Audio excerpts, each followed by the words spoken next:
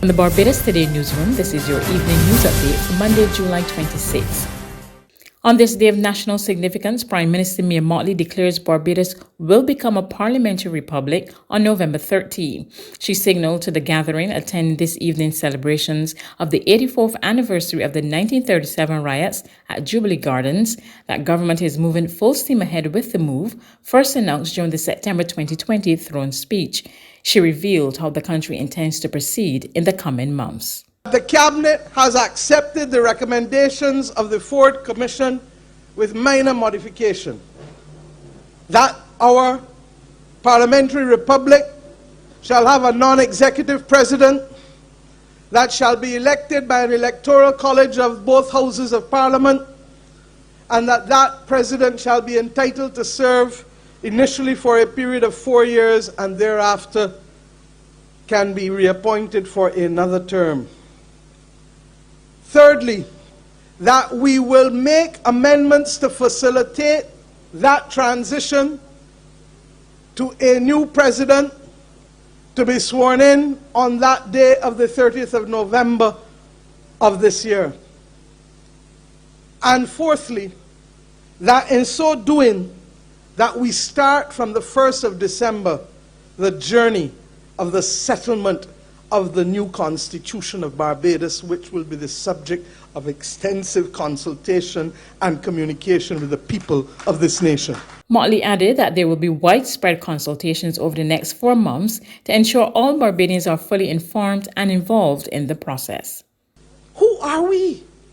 What do we stand for? And that conversation will be led by the Republic Transition Advisory Committee, along with other members of civil society and the government, because there must be a charter of Barbados that is established and brought to our parliament before the 30th of November, such that we enter the morning of the 30th of November committed to the Charter of Barbados that reflects the essence of who we are and what we stand for.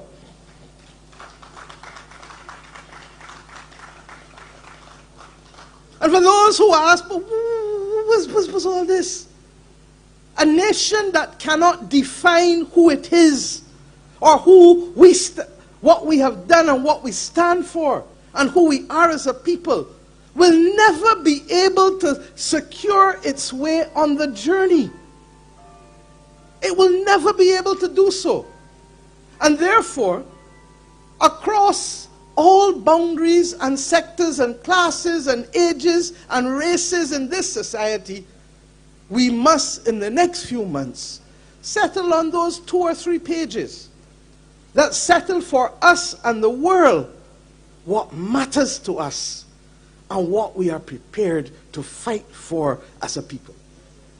General Secretary of the Barbados Workers Union, Tony Moore, also addressed the gathering, and she made clear that vigilance remains the watchword as some of the island's employers continue to undermine workers' rights. In 2021, workmen's compensation and hours of work still being undermined by an employer class that seemingly lacks regard for human dignity.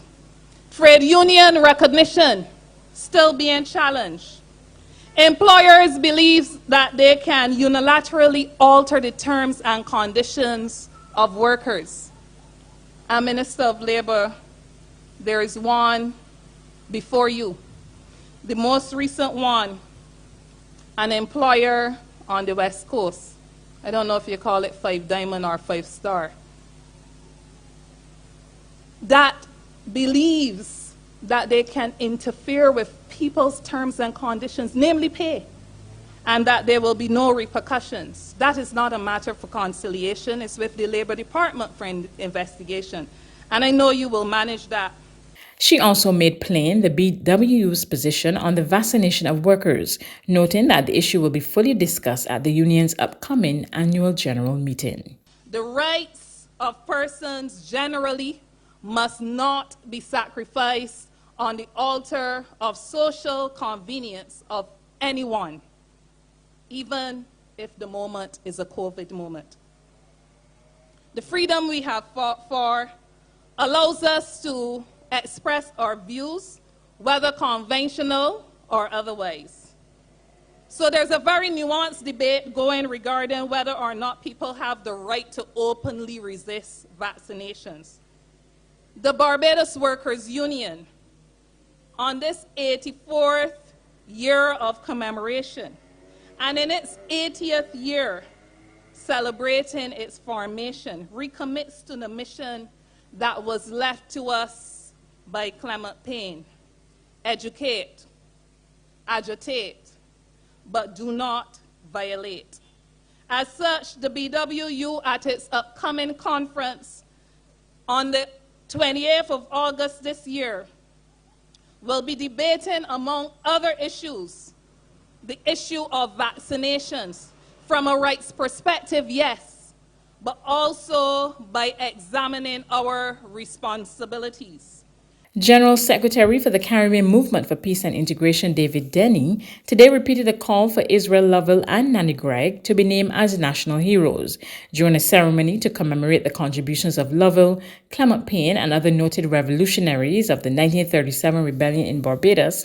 At a ceremony held at Lovell's tombstone at the St. George Parish Church, he insisted it was long overdue. Israel Lovell came out of a period that is very, very important for us. And the Caribbean Movement for Peace and Integration, we recommend to the Ministry of Culture, to the Permanent Secretary, that Israel Lovell should be made a national hero. We also recommend that Nanny Gregg should be made a national hero. So we are waiting on the government to deal with that issue. History lecturer of the University of the West Indies, Dr. Rodney Worrell, who also spoke during the ceremony, praised the fearless nature of Lovell and other revolutionaries who fought for better socio-economic conditions for Barbadians, despite being ostracized by the ruling class. So they were harassed by the feared Barbadian police. They were harassed by the employers who would turn up at meetings and the prospect of losing their jobs. But these faithful men and women had a conception of a different world, had a conception of a better world. And they were prepared to put life and limb on the line in order for their children and their children to have a better Barbados. Today, we are the beneficiaries, although the struggle continues. A St. James teenager is behind bars this evening after appearing in the Holetown Magistrates Court today on serious charges. He is 17-year-old Sean Shaquan Hines of Lower Carlton, St. James. He's charged with aggravated burglary and rape from a home invasion, which is reported to have taken place on July 4. When he appeared before Magistrate Wayne Clark, he was not required to plead to the indictable charges and was remanded until August 23. And now for the latest COVID-19 figures. 8 new COVID-19 cases, 4 females and 4 males, were recorded by the Besta Santos Public Health Laboratory. The facility conducted 1,074 tests on Sunday. There are 159 people in isolation. A total of 4,353 confirmed cases of the virus have been recorded since March 2020, and 48 people have died. There's regional and international news after this short break.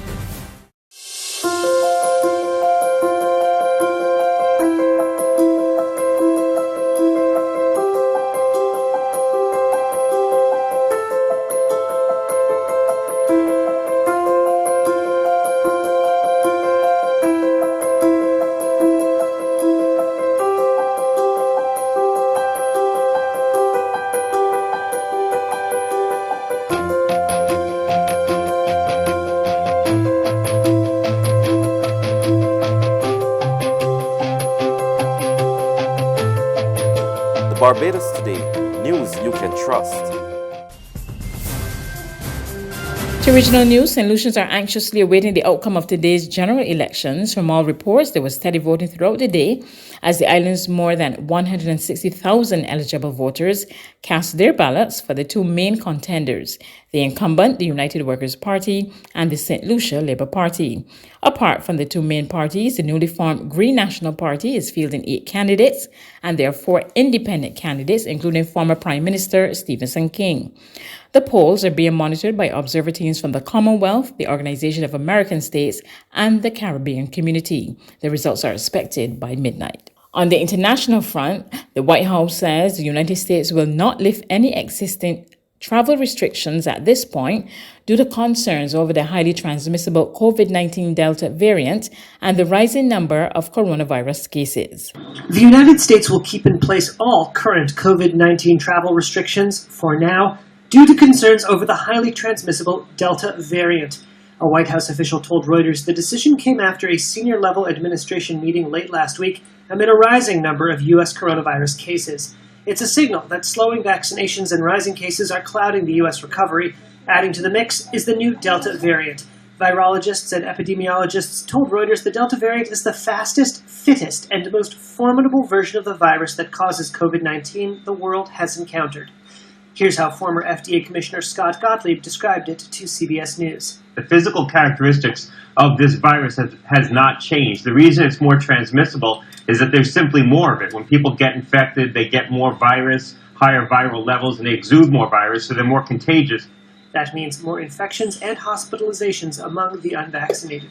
Experts said there is also mounting evidence the Delta variant can infect fully vaccinated people at a greater rate than previous versions, and concerns have been raised the vaccinated may even spread the virus. If you are vaccinated and you do develop an asymptomatic or a mildly symptomatic infection, there probably is a higher chance that you can transmit this Delta virus than some of the old strains because there's just more of this virus. The viral levels are higher earlier in the course of the infection. In the United States, which has experienced more COVID-19 cases and deaths than any other country, the Delta variant represents about 83% of new infections. So far, unvaccinated people represent nearly 97% of severe cases. That's news, but for the very latest, visit our website at www.barbadostoday.bb. You can also subscribe to our e-paper, email updates, or like us on Facebook, and sign up for our breaking news alerts via WhatsApp. We're also on Izumi Media and bus terminals, as well as Screenplay at supermarkets and gas stations near you. You can also hear us on Mix 96.9 FM and Capital Media HD 99.3 FM.